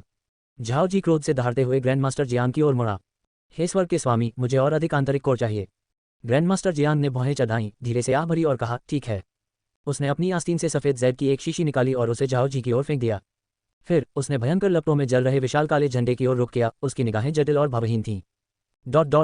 चांगले स्ट्रीट के दोनों ओर अधिक से अधिक निषिद्ध मार्शल गार्ड छतों पर कूद पड़े। उनकी निगाहें नीचे अकेले खड़े व्यक्ति पर टिकी हुई थी। उनके चेहरों पर भय और बेचैनी साफ झलक रही थी। उनकी आंखों के सामने ली किंग ने अपनी तलवार नीचे की ओर चलाई, जिससे एक दिव्य मार्शल सैनिक के भारी कवच को चीरते हुए आगे बढ़ गया। सैनिक के तथाकथित अविनाशी शरीर का सिर एक ही झटके में धड़ से अलग हो गया। काला खून तेजी से बह निकला, जिससे जमीन पर खिले काले फूल दागदार हो गए। दिव्य मार्शल सैनिक, जिनसे निषिद्ध मार्शल गार्ड भी भयभीत होते थे, लेकिन क्यू के एक भी प्रहार का सामना नहीं कर सके। उनके सामने चाहे वे दिव्य योद्धा सैनिक हो या निषिद्ध योद्धा रक्षक, वे साधारण सैनिकों से भिन्न नहीं थे। कोई भी उसे नुकसान नहीं पहुंचा सकता था। उसकी तलवार से कोई बच नहीं सकता था। भीड़भाड़ वाली लंबी सड़क पर ली किंग का नीला वस्त्र स्पष्ट रूप से अलग दिख रहा था। उसके कदम कभी नहीं रुके। उसकी उपस्थिति मात्र से ही संपूर्ण दिव्य सैन्य सेना की शक्ति फीकी पड़ गई। जैसे ही पीछे से और अधिक दिव्य मार्शल सैनिक पहुंचे, पहरेदारों के दिलों में भय भर गया। एक दमनकारी खौफ उनमें से हर एक में फैल गया। यदि निषिद्ध मार्शल गार्ड भी इतने भयभीत थे, तो साधारण सैनिक कैसे टिके रहने की उम्मीद कर सकते थे? सुनहरे कवच में लिपटा एक सेनापति एक ऊंची इमारत की चोटी पर खड़ा था। उसके हाथ में एक लंबा भाला था और वह ली किंग की आकृति को अपने चेहरे पर घोर भय के साथ देख रहा था। वह जेन्यांग शाही शहर की शाही निषिद्ध सेना के कमांडर लिन शियाओ थे। एक समय मार्शल चैंपियन रहे। उनकी मार्शल कला में महारत हासिल करने का गौरव काफी पहले ही प्राप्त हो चुका था। उन्होंने अपनी युवावस्था में मार्शल आर्ट की दुनिया में काफी सैर की थी, लेकिन उन्होंने कभी किसी इतने शक्तिशाली व्यक्ति को नहीं देखा था। लेकिन क्यू की हरकतें अजीब नहीं थीं, बल्कि तेज और सटीक थीं। फिर भी तलवार का हर हल्का सा वार विनाशकारी शक्ति से भरा हुआ था, जो अजय और पूर्ण था। कभी वीरता और शौर्य के लिए प्रसिद्ध रहे लिन शियाओ को भी अपने भीतर भय उत्पन्न होता महसूस हुआ। उसने ली किंग को रोकने के लिए नीचे जाने की हिम्मत नहीं की। अध्याय 129, तलवार से सम्राट का वध। मार्शल आर्ट संप्रदाय से अमर साधना संप्रदाय तक। चैंगल स्ट्रीट कई मील तक फैली हुई थी। इसके अंत में 5 झांग ऊंची एक विशाल आंतरिक शहर की दीवार खड़ी थी। जुबान गोंग दीवार के ऊपर खड़ा था, दूर से ली किंग की आकृति को निहार रहा था। नकाब के नीचे उसकी आंखें जटिल भावनाओं से भरी हुई थीं। लेकिन क्यू, तुम आखिर किस तरह के प्राणी हो? क्या तुम्हारी मार्शल आर्ट सचमुच सिर्फ मार्शल आर्ट ही है? जब भी जुबान गोंग को ग्रैंड मास्टर जियांग द्वारा पिछले दिन प्रदर्शित किए गए तरीकों की याद आती थी, तो उसके दिल में हार की एक प्रबल भावना उमड़ आती थी। लगभग 2 शताब्दियों की संचित संपत्ति की तुलना किसी अन्य व्यक्ति के कुछ दशकों के भाग्य से नहीं की जा सकती। हालांकि यह पहली बार नहीं था जब उन्हें इस तरह का झटका लगा था, लेकिन हर बार यह उन्हें बहुत गहरा आघात पहुंचाता था। वह जानता था कि वह ली किंग को रोक नहीं सकता, और न ही वह झाओ जी के लिए जान की बाजी लगाकर लड़ेगा। वह तो झाओ जी की मौत की कामना भी करता था, लेकिन मौजूदा घटनाक्रम से वह असंतुष्ट ही रहे। ये सब झाओ जी की मूर्खता के कारण हुआ, जिसने अमरता के अमृत के लिए अपनी बुद्धि खो दी। जुबान गोंग ने ली किंग को आखिरी बार गहरी नजर से देखा और फिर मुड़कर शहर की दीवार से नीचे कूद गया। ली क्विन ने दूर की ओर अपनी निगाहें उठाईं। एक नजर डालने के बाद वह फिर से आगे बढ़ा और रास्ते में ही लोगों को मारता चला गया। उसकी चाल तेज हो गई। उसके हाथ में तलवार की गति और भी तेज होती चली गई। चांगले स्ट्रीट पर तलवार की रोशनी लगातार चमकती रही। अधिकाधिक दिव्य योद्धा सैनिक मारे गए। निषिद्ध मार्शल गार्ड ली किंग के आगे बढ़ने का अनुसरण करते हुए दोनों ओर की छतों के किनारे किनारे चले, लेकिन नीचे उतरने का साहस नहीं किया। दिव्य मार्शल सैनिक ऐसे राक्षस थे जो केवल युद्ध करना जानते थे। उन्हें कोई दर्द महसूस नहीं हुआ, लेकिन निषिद्ध मार्शल गार्ड अलग थे। मार्शल गॉड पिल या यिंग घोस्ट पिल लेने के बाद भी उनमें मानवीय इच्छाशक्ति बरकरार रही, और मनुष्य होने के नाते एक ऐसे अस्तित्व के सामने जिसका वे विरोध नहीं कर सकते थे, भय का उत्पन्न होना स्वाभाविक ही था। अल्पविराम। शहर के दक्षिणी द्वार के बाहर मार्शल आर्टिस्टों के समूह ने देखा कि दीवार पर तैनात सभी सैनिकों ने अपनी पीठ उनकी ओर कर रखी थी। वे दबे पांव करीब आते गए और तेजी से द्वार तक पहुंच गए। अंदर देखने के लिए सिर उठाते ही वे अपनी जगह पर जम गए। वह द्वार सीधे चांगले स्ट्रीट पर खुलता था और वह सड़क लाशों से भरी हुई थी। ये दृश्य देखकर उनके सिर में झुंझुनी सी दौड़ गई और वे ली किंग के चेहरे के बारे में सोचने से खुद को रोक नहीं पाए। वह व्यक्ति जो एक सौम्य विद्वान जैसा दिखता था, क्या वह वास्तव में इतना भयानक हो सकता है? वह अंदर कितने समय से था, और उसने पहले ही इतने लोगों का कत्ल कर दिया था। भले ही वे मरे हुए लोग उनके कट्टर दुश्मन थे, फिर भी उनमें सहज भय व्याप्त था। थोड़ा और इंतजार करो, शायद सम्राट जल्द ही शहर के सभी सैनिकों को बुला लेंगे, तब हमें मौका मिलेगा। एक बुजुर्ग मार्शल आर्टिस्ट ने धीमी आवाज में बात की। बाकी लोगों ने सहमति में सिर हिलाया। हालांकि अंदर कई लाशें थीं, फिर भी द्वार के पास बड़ी संख्या में शाही रक्षक खड़े थे। अगर वे जबरदस्ती अंदर घुसने की कोशिश करते तो संभवतः उन्हें कीमा बनाकर रख दिया जाता। तलवार लिए एक मार्शल आर्टिस्ट ने आह भरी। शायद आज के बाद महान ली के आकाश में सचमुच बदलाव आएगा। ये सुनकर बाकी सभी लोग उत्साह से भर गए। इसके बाद दुनिया चाहे जैसी भी बन जाए, इस समय वे केवल यही कामना करते हैं कि सम्राट झाओ जी की जल्द मृत्यु हो जाए।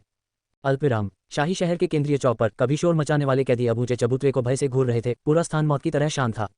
स्पष्ट शब्दों में कहें तो उनकी निगाहें एक ही व्यक्ति पर टिकी हुई थीं, सम्राट झाओ जैद। इस समय उसका ड्रैगननुमा चोला हिंसक रूप से लहरा रहा था। उसका पूरा शरीर रहस्यमय काली ऊर्जा से लिपटा हुआ था। उसके सिर के ऊपर 3 झांग लंबा एक पेट जैसा आकृति तैर रहा था, जो मानव रूप में था। उसका पूरा शरीर घोर काला था, उसकी भुजाएं तलवारों जैसी थीं और उसके सिर पर सींगों की एक जोड़ी थी। दुनिया के लोग भूतों और देवताओं में विश्वास करते थे, फिर भी कुछ ही लोगों ने वास्तव में किसी भूत को देखा था। दिन दहाड़े किसी भूत को देखना किसी को भी डरा देगा, खासकर ऐसे विशालकाय भूत को देखना जो सहज भय उत्पन्न कर दे। मंच पर मौजूद कैदी भी, जिनमें क्लियर स्काई दाववादी भी शामिल था, झाओ जी के सिर के ऊपर विशालकाय भूत को देखकर भय से अवाक रह गए। झाओ जी ने अपनी बाहें चौड़ी कर ली, उसके चेहरे पर मदहोश कर देने वाली खुशी का भाव था। उन्होंने गहरी सांस ली और कहा, यही वह अनुभूति है, सर्वशक्तिमान होने की अनुभूति। वहां जमा हुए मंत्रियों ने पास जाने की हिम्मत नहीं की, यहां तक कि उनकी चापलूसी करने की सहज प्रवृत्ति भी भुला दी गई। बूम! दक्षिण दिशा से एक कान फाड़ देने वाली गर्जना सुनाई दी। सभी ने हैरानी से अपना सिर घुमाया और फिर देखा कि दक्षिणी हिस्से की इमारतें धमाके से बिखर रही हैं, धूल उड़ रही है और दर्जनों दिव्य मार्शल सैनिक और निषिद्ध मार्शल गार्ड हवा में उड़ गए हैं, मानो कोई विशालकाय प्राणी हमला कर रहा हो। उस दृश्य को देखकर ही उनके दिल में सिहरन दौड़ गई। क्लियर स्काई दाववादी ने भी उतना ही विचलित होकर अपना सिर झुकाया। गर्जन! उड़ती धूल के बीच से बाघ की तेज दहाड़ सुनाई दी। प्रतिध्वनि के लुप्त होने से पहले ही एक विशालकाय चांदी का बाघ प्रकट हुआ, कंधे तक 3 झांग लंबा। उसका शरीर शक्तिशाली था और उसका शरीर हल्की चांदी की रोशनी से जगमगा रहा था। इसके अचानक प्रकट होने से सभी लोग चौंक गए। चांदी के बाघ के पीछे खंडहरों पर एक आदमी चल रहा था, लिकिंक्यू। पर्वतीय भगवान का दिव्य मंत्र। लिकिंक्यू की माउंटेन लॉर्ड डिवाइन इंकेंटेशन में महारत का स्तर उच्च नहीं था, लेकिन उनकी विशाल जीवन शक्ति ने इसकी भरपाई कर दी। झाओ जी, तुम्हारी मृत्यु आ गई है। लिकिंक्यू की आवाज स्पष्ट रूप से गूंजी, हर किसी के कान में सुनाई दी। कैदी तुरंत उत्तेजित हो गए। उसने जिस पर्वत स्वामी को बुलाया था वह एक दिव्य जानवर जैसा दिखता था। उसकी आभा झाओ जी के ऊपर स्थित महान भूत के बराबर थी, जो उन्हें आत्मविश्वास और उत्साह से भर देती थी। क्या ये सचमुच का बाघ है? नहीं, ये ठोस नहीं है। हाँ, क्या यह मार्शल आर्ट है या अमरता का जादू? यह महज मार्शल आर्ट कैसे हो सकता है? भूत भी प्रकट हो चुके हैं। क्या वह क्लियर स्काई संप्रदाय के गुरु लिकिंक्यू हैं? जब कैदी श्रद्धापूर्वक बोल रहे थे तब क्लियर स्काई दाववादी ने भी लिकिंक्यू की ओर देखा। वह उस आदमी को नहीं जानता था और उसकी आंखों की चमक थोड़ी कम हो गई। मंच के ऊपर खड़े झाओ जी ने भी लिकिंक्यू पर अपनी निगाहें गड़ा दी। ये पहली बार था जब उसने उसे देखा था और लिकिंक्यू उसकी उम्मीद से भी छोटा था। हालांकि पर्वत स्वामी के दिव्य मंत्र से वह आश्चर्यचकित था, लेकिन उसके भीतर उत्साह और भी अधिक प्रबल था। लिकिंक्यू जितना अधिक शक्तिशाली होता, उतना ही बेहतर तरीके से वह अपनी शक्ति का प्रमाण दे पाता। लिकिंक्यू, तुम हमारे खिलाफ विद्रोह करने पर क्यों तुले हो? झाओ जी ने एक कदम आगे बढ़ाया और चिल्लाया। उसके चारों ओर काली ऊर्जा फैल गई और उसकी बाहों के बीच से घातक आभा उमड़ उठी। आम लोगों का कत्लेआम करना, जिंदगियों को खरपतवार की तरह समझना, और फिर भी तुम्हें सवाल पूछने की जरूरत है। झाओ जी, अपनी गर्दन सीधी करो। मेरे हाथ में मौजूद तियानहोंग तलवार जल्द ही तुम्हारा वो कुत्ते जैसा सिर काट देगी। लिकिंक्यू की ठंडी आवाज गूंजी। उसके लहजे ने कैदियों के मनोबल को झकझोर दिया। तियानहोंग तलवार। क्लियर स्काई दाओइस्ट ने अचानक अपना सिर उठाया और उसकी निगाहें लिकिंक्यू पर टिक गईं। उसकी आंखें लाल हो गईं और उनमें हल्के हल्के आंसू झलक रहे थे। इस उकसावे पर झाओ जी का गुस्सा फूट पड़ा। उसका चेहरा भयावह रूप से विकृत हो गया जब उसने अपनी आस्तीन लिकिंक्यू की ओर घुमाई। उसके ऊपर मंडराता विशालकाय भूत दहाड़ा और झपटा। पर्वत के स्वामी ने एक जोरदार दहाड़ के साथ अपना सिर उठाया, फिर भूत से सीधे मुकाबले के लिए आकाश की ओर छलांग लगाए। सभी लोग मौन हो गए और तनावपूर्ण प्रत्याशा के साथ देखने लगे। हवा में विशालकाय भूत ने अपने पंजे घुमाए जबकि पर्वत स्वामी ने अपना बाघ जैसा पंजा उठाया। दोनों टकरा गए और टक्कर से विशालकाय भूत चकनाचूर हो गया। माउंटेन लॉर्ड भारी वजन के साथ जमीन पर उतरा, जिससे धूल के बादल उठे। फिर उसने अपना सिर हिलाया और प्लेटफॉर्म की ओर दौड़ पड़ा। झाओ जी के चेहरे का भाव एकदम बदल गया। वह पीछे नहीं हटा, बल्कि वह मंच के किनारे की ओर बढ़ा और दोनों हथेलियों से प्रहार किया। रहस्यमय ऊर्जा की धाराएं फूट पड़ी, जिससे एक भयंकर आंधी का रूप ले लिया जिसने पर्वत स्वामी को कोहरे में बदल दिया। अपने हाथों को पीछे खींचते हुए झाओ जी ने व्यंग्यपूर्ण टिप्पणी की। लिकिंक्यू, हमारी शक्ति का युग 1000 वर्ष पुराना है। इस युग में कोई भी हमारा मुकाबला नहीं कर सकता। अब तुम्हारे पास कौन कौन सी तरकीबें बची हैं? लिकिंक्यू ने कोई जवाब नहीं दिया, केवल अपनी गति तेज कर दी और तेज होती चली गई। झाओ जी ने अपना दाहिना हाथ हथेली ऊपर की ओर करके उठाया और फिर उसे मुट्ठी में बंद कर लिया। सामने की जमीन एक दरार के साथ फट गई और वह दरार तेजी से लिकिंक्यू की ओर बढ़ने लगी। लिकिंक्यू दरार में दाखिल हुआ। उसके सामने एक दृश्यमान आभा का निर्माण हुआ, जिसने उसे झाओ जी की शक्ति के माध्यम से आगे बढ़ने के लिए मजबूर किया। झाओ जी की आंखें सिकुड़ गईं। अपना हाथ पीछे खींचते हुए उसने अचानक आगे की ओर जोरदार प्रहार किया, जिससे जमीन पूरी तरह से चकनाचूर हो गई। असंख्य पत्थर के टुकड़े उठे और मूसलाधार तूफान की तरह लिकिंक्यू की ओर तेजी से बढ़े। धरती कांप उठी। वहां मौजूद हर मार्शल आर्टिस्ट के दिल में दहशत पैदा हो गई। कितनी भयानक शक्ति है! क्या सचमुच उनके पास 1000 वर्षों की साधना का अनुभव था? इससे पहले कि कोई और कुछ सोच पाता, चौक पर तलवार की रोशनी चमक उठी और झाओ जी की आंखें अनायास ही चौड़ी हो गईं। उसकी आंखों के सामने तियानहोंग तलवार लिए लिकिंक्यू ने अपने रास्ते में आने वाली हर चट्टान को भेद दिया। एक तीर की तरह तूफान को चीरते हुए पलक झपकते ही उस तक पहुंच गया। झाओ जी सदमे से हौंफ उठा और सहज रूप से अपना हाथ उठाकर बचाव करने लगा। छी! ब्लेड उसके हाथ में घुस गया, जिससे खून के छींटे उड़ने लगे। तलवार उसके गले की ओर बढ़ती गई, जिससे वह पीछे की ओर धकेल दिया गया। पलक झपकते ही इससे पहले कि दूसरे इसे समझ पाते, झाओ जी ने धरती को चीर डाला था और ली किंगक्यू की तलवार हवा में उड़ती हुई पत्थरों को भेदते हुए उस तक पहुंच गई थी। ये सब 2 सांसों के भीतर हुआ। बहुत तेज, इतनी तेजी से कि कोई प्रतिक्रिया नहीं कर सका। ली किंगक्यू का चेहरा ठंडा था। उसने वार करते हुए झाओ जी की दाहिनी भुजा काट दी, फिर अपनी तलवार वापस खींच ली और अपना पैर ऊपर उठा लिया। झाओ जी ने दर्द को नजरअंदाज करते हुए सहज रूप से अपने बचे हुए हाथ से खुद को सहारा दिया, लेकिन ली किंगक्यू ने अपना पैर उसकी छाती पर जोर से पटक दिया। बूम! पत्थर का चबूतरा बुरी तरह कांप उठा और उसमें पड़ी दरारें हर मंत्री और कैदी के पैरों तक फैल गईं। झाओ जी की आंखें चौड़ी हो गईं और उसने मुंह भरकर काला खून थूक दिया। लेकिन क्यू झाओ जी की छाती पर खड़ी थी, हाथ में तलवार लिए हुए उसे आगे की ओर खींच रही थी जब तक कि उसकी नोक झाओ जी के गले पर न टिक गई। आकाश और पृथ्वी में सन्नाटा छा गया। इस परिणाम को देखकर ग्रैंडमास्टर जियांग भी अपनी आंखें चौड़ी करने से खुद को रोक नहीं पाए और उनका मुंह अनायास ही खुला रह गया। झाओ जी पराजित हो गया। जब झाओ जी ने अपनी 1000 वर्षों की साधना का प्रदर्शन किया था तब हर कोई भयभीत हो गया था। फिर भी किसी ने यह उम्मीद नहीं की थी कि ली किंगक्यू के सामने इतनी शक्ति भी बेकार साबित होगी। ली किंगक्यू ने अपनी ठुड्डी को थोड़ा ऊपर उठाया और झाओ जी की ओर नीचे देखा। हजारों वर्षों की सत्ता, फिर भी उसमें से कुछ भी वास्तव में तुम्हारा नहीं है। तुम उसका 10वां हिस्सा भी इस्तेमाल नहीं कर सकते, बेकार है। इस बार झाओ जी अपना क्रोध नहीं रोक सका। तियानहोंग तलवार की धार उसके शरीर से सटी हुई थी और उसे मौत की गंध महसूस हो रही थी। उसने मौत को इतना करीब कभी महसूस नहीं किया था। आप झाओ जी ने अपना मुंह खोला, लेकिन जब उसकी नजरें ली किंगक्यू की निगाहों से मिली तो दहशत ने उसके साहस को चूर चूर कर दिया। उसने झट से अपना सिर एक तरफ घुमाया और चिल्लाया, सम्राट की रक्षा करो, जल्दी करो, हमारी रक्षा करो। निषिद्ध मार्शल गार्ड्स को होश आया। उन्होंने अपनी तलवारें निकाली और ली किंगक्यू की ओर दौड़ पड़े। ली किंगक्यू के दाहिने हाथ ने अचानक तलवार छोड़ दी। तियानहोंग तलवार मानो किसी अदृश्य शक्ति द्वारा धकेली गई हो, सीधे नीचे की ओर गई और झाओ जी के गले को भेदते हुए उसकी आवाज काट दी। उफ आ! झाओ जी ने अपने बाएं हाथ से तलवार को पकड़ लिया और उसे खींचकर छुड़ाने की कोशिश की, लेकिन तलवार टस से मस नहीं हुई। खून बेतहाशा बहने लगा, जिससे उसकी आंखों के सामने सब कुछ लाल हो गया। चारों दिशाओं से दौड़ते हुए आ रहे पहरेदारों की अनदेखी करते हुए ली किंगक्यू आगे झुका, तलवार की मूठ को पकड़ा, अपनी कलाई को झटका दिया और झाओ जी का सिर धड़ से अलग कर दिया। मंच पर सिर लुढ़कते हुए कई धीमी धीमी आवाजें निकाल रहा था। निषिद्ध मार्शल गार्ड अविश्वास से घूरते हुए जम गए। ली किंगक्यू ने अपनी तलवार उठाई और ग्रैंडमास्टर जियांग की ओर तिरछी नजर डाली। तुम खुद को ग्रैंडमास्टर कहते हो, अमरता का मार्ग जानने का दावा करते हो। मुझे जिज्ञासा है, अगर मैं तुम्हारा सिर भी काट दूं तो क्या तुम फिर भी हमेशा जीवित रहोगे? ग्रैंडमास्टर जियांग सहज रूप से पीछे हट गए। उनका चेहरा क्रोध और भय से पीला पड़ गया था। ली किंगक्यू को घूरते हुए वह हकलाते हुए बोला, तुम अमर पद के साधक हो। अध्याय 130 नश्वर संसार में एकमात्र अमर देवता, मार्शल आर्ट संप्रदाय से अमर साधना संप्रदाय तक। मृत्यु का एहसास झाओ जी की कल्पना से कहीं अधिक भयावह था। उस घुटन भरे संघर्ष ने उसे अंतहीन पछतावे से भर दिया। जिन भी फैसलों ने उसे इस अंजाम तक पहुंचाया, उन सभी को वह पलटना चाहता था। उस पश्चाताप, भय और निराशा के बीच उसने अचानक खुद को ऊपर उठते हुए महसूस किया, फिर ऊंचे चबूतरे पर अपना ही शव पड़ा देखा। क्या उसका सिर धड़ से अलग कर दिया गया था? यह विचार अभी बना ही था कि झाओ जी की चेतना अंधकार में डूब गई। उसे पता नहीं था कि कितना समय बीत गया था, शायद कई साल, शायद बस एक पल, और फिर अचानक उसकी आंखें दोबारा खुल गईं। उसने खुद को ऊंचे चबूतरे पर खड़ा पाया, जहां ली किंगक्यू ग्रैंडमास्टर जियांग का सामना कर रहे थे। नीचे निषिद्ध मार्शल गार्डों ने चौक को भर दिया था। सहज ही उसने नीचे देखा और उसे अपना ही सिर कटा हुआ शरीर दिखाई दिया। उसके चेहरे का भाव एकदम बदल गया, लेकिन जल्द ही उसे एहसास हुआ कि वह हिल नहीं सकता। क्या ऐसा हो सकता है कि मैं इस समय एक आध्यात्मिक अवस्था में हूँ? ऐसा लगता है कि साधना की तकनीक वाकई कारगर साबित हुई। झाओ जी सदमे में सोचने लगा। उसने अपनी निगाहें ली किंगक्यू की ओर घुमाई और उसकी आवाज़ सुनने के लिए उत्सुकता से सुनने लगा। हालांकि ली किंगक्यू उसके ठीक बगल में थी, लेकिन झाओ जी को ऐसा महसूस हो रहा था मानो वे 2 अलग अलग दुनिया में मौजूद हों।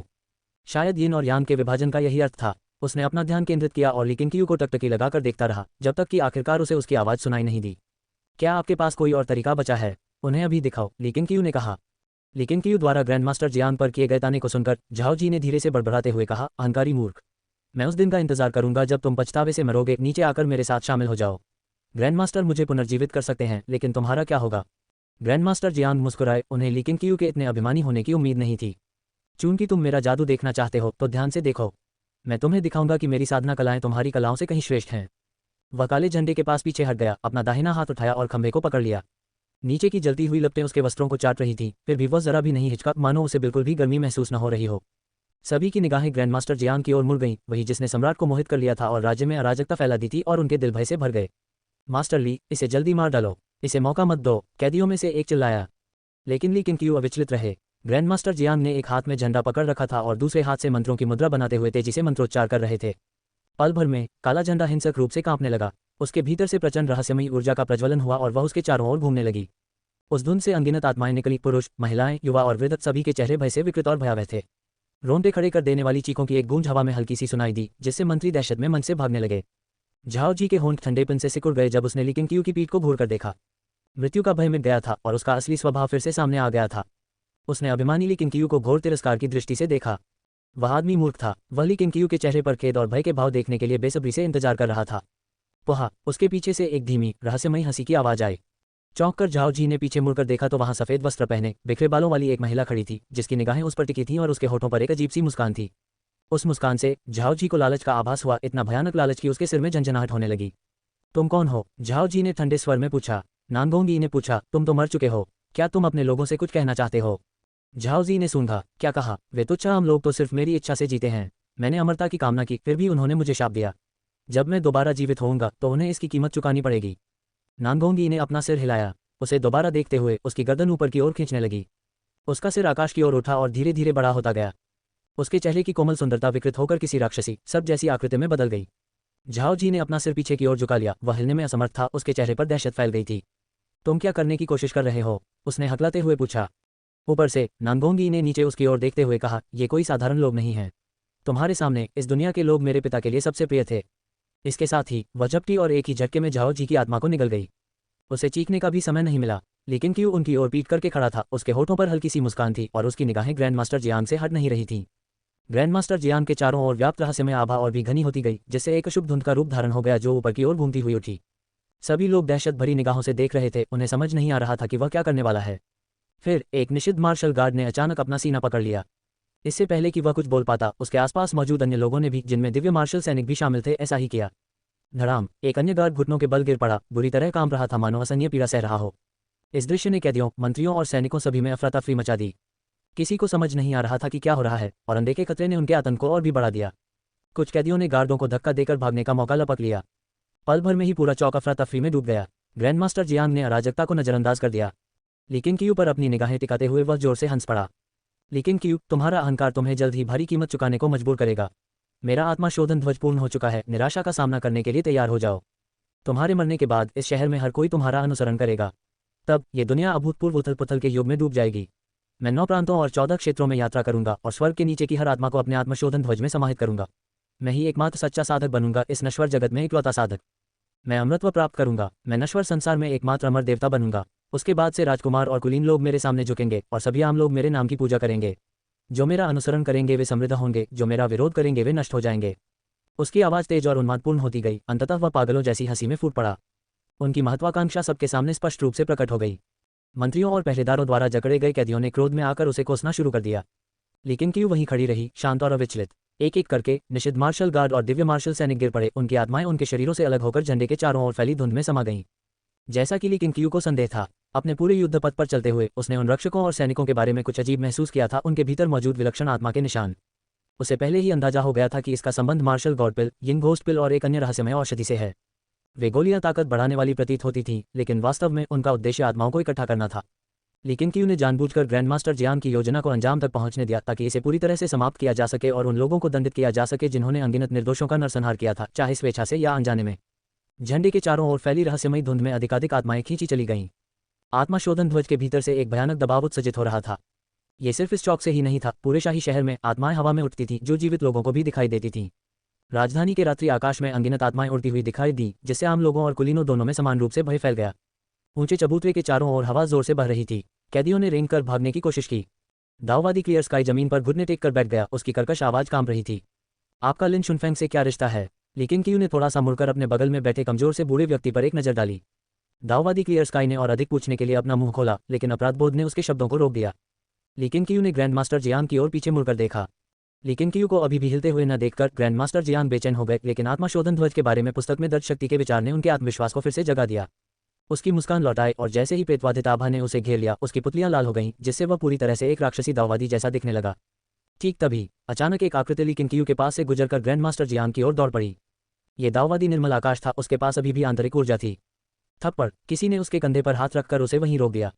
उसने सहज ही मुड़कर देखा, वह लेकिन क्यू थी। मेरा समय लगभग समाप्त हो गया है, मुझे आखिरी बार आपकी मदद करने दीजिए, दाववादी क्लियर स्काई ने दांत भींचते हुए कहा। लेकिन क्यू ने शांत भाव से कहा, तुम्हारा मतलब क्या है? समय लगभग समाप्त हो गया है। एक बार जब मैं तुम्हें ठीक होने के लिए साइलेंट हेवन माउंटेन वापस ले आऊंगी तो तुम ठीक हो जाओगी। अपनी असाधारण श्रवण शक्ति के बल पर लेकिन क्यू ने कैदियों की फुसफुसाहट से ही दाववादी क्लियर स्काई की पहचान कर ली थी। हालांकि उन्हें अपने संप्रदाय के इस गुरु से भावनात्मक रूप से कोई खास जुड़ाव महसूस नहीं होता था, फिर भी वे उनके बीच के बंधन से इनकार नहीं करते थे। उन्होंने अपने पीछे दाववादी क्लियर स्काई का चित्र बनाया। बूढ़ा आदमी असमंजस में घूर रहा था। आप किसका इंतजार कर रहे हैं? लेकिन क्यू ने ग्रैंड मास्टर जियांग की ओर देखते हुए कहा, वह झंडा काफी अच्छा है, मुझे पसंद आया। दाववादी क्लियर स्काई की आंखें चौड़ी हो गईं, उसका दिल कांप उठा। शायद उन्होंने ली किंगक्यू को गलत समझा था। ग्रैंड मास्टर जियान की आंखें ठंडी पड़ गईं, उन्हें उम्मीद नहीं थी कि ली किंगक्यू उनके झंडे पर लालच करेगा। क्या तुम्हें लगता है कि तुम मेरे आत्मा को शुद्ध करने वाले ध्वज को छूने के योग्य हो? तो फिर प्रेत मार्ग की शक्ति का अनुभव करो। उसने गुस्से में दहाड़ते हुए झंडा उनकी ओर घुमाया। एक भयानक ऊर्जा ज्वार की लहर की तरह उमड़ पड़ी, मानो नरक की गहराइयों से निकले हुए भयानक चेहरे धुंध से बाहर निकल आए हों। दाववादी क्लियर स्काई थम गया, उसकी पुतलियां कांपने लगीं। लेकिन ली किंगक्यू पीछे हटने के बजाय आगे बढ़ गया। उसने अपनी तलवार उठाई और ग्रैंड मास्टर जियान की ओर बढ़ा। उससे टकराने वाली असंख्य आत्माएं पल भर में ही विघटित हो गईं। उसका शरीर धुंध को एक तलवार की तरह चीरता हुआ उसे दो हिस्सों में बांटता चला गया। ग्रैंड मास्टर जियान की आंखें अविश्वास से चौड़ी हो गईं। असंभव! वह कांप उठा और उसने फिर से झंडा लहराया। एक रहस्यमयी ऊर्जा तेजी से आगे बढ़ी, लेकिन संपर्क में आते ही ध्वस्त हो गई। नहीं, असंभव, बिल्कुल असंभव। वह तेजी से और तेजी से वार करने लगा, उसका चेहरा और भी गंभीर होता गया, उसके माथे पर पसीना आने लगा। लेकिन क्यू धीरे धीरे उसके करीब आया और उसके सामने खड़ा हो गया। ग्रैंड मास्टर जियान कांप उठे और उन्होंने झंडे को क्षैतिज रूप से इस तरह उठाया मानो खुद को ढाल बना रहे हों। जब आप साधना कर रहे थे तो क्या आपको हमेशा ऐसा लगता था कि आप अपनी ऊर्जा को ठीक से नियंत्रित नहीं कर पा रहे हैं? जब आप मंत्रों का अभ्यास कर रहे थे तो क्या आपको अक्सर कोई प्रगति नहीं दिखती थी? लेकिन क्यू की आवाज़ ठंडी थी और वह उसे घूर रहा था। ग्रैंड मास्टर जियान के चेहरे का भाव बदल गया। आप उसे कैसे जानते हैं? लिक्विन क्यू ने खर्राटा लिया। क्योंकि तुम्हारी योग्यता और समझ में कमी है। इतने लोगों को हानि पहुंचाने के बाद भी तुम पोषणकारी जीवन ऊर्जा क्षेत्र की तीसरी परत तक मुश्किल से ही पहुंच पाए हो। तुम्हारी एकमात्र वास्तविक प्रतिभा रसायन विद्या में निहित है। योग्यता और समझ की कमी है। ग्रैंड मास्टर जियान को गहरा अपमान महसूस हुआ। क्रोधित होकर उसने झंडा ली किंगक्यू की ओर पटक दिया। स्लैश! तलवार की रोशनी की एक चमक गुजरी। ग्रैंड मास्टर जियान का सिर हवा में उछल गया, उनका चेहरा अब भी क्रोध और अविश्वास से भरा हुआ था। लेकिन क्यू ने आत्माशोधन ध्वज को अपने बाएं हाथ में पकड़ लिया और उसमें निहित अपार अलौकिक शक्ति को महसूस किया। उनके चेहरे के भाव में थोड़ा बदलाव आया। ऐसी और कहानियों के लिए हमारे चैनल पर बने रहें और लाइक, सब्सक्राइब तथा कमेंट करना न भूलें।